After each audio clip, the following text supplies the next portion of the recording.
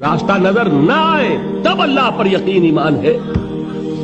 جیب میں پیسے ہوں اور تب دل کو اطمینان ہے تو ایمان کس پر ہوا؟ پیسے پر، اللہ پر نہیں. جب وسائل و ذرائع نہ ہوں اور پھر یقین ہو کہ اللہ مسبب الاسباب ہے، وہ اسباب کا پابند نہیں ہے، وہ اسباب کا محتاج نہیں ہے، اسباب اس کے محتاج ہیں. اگر یہ یقین ہے تو اللہ پر ایمان ہے، یہ نہیں ہے تو تمہارا ایمان اسباب پر ہے، وسائل پر ہے، ذرائع پر ہے، مادیات پر ہے، اللہ پر نہیں.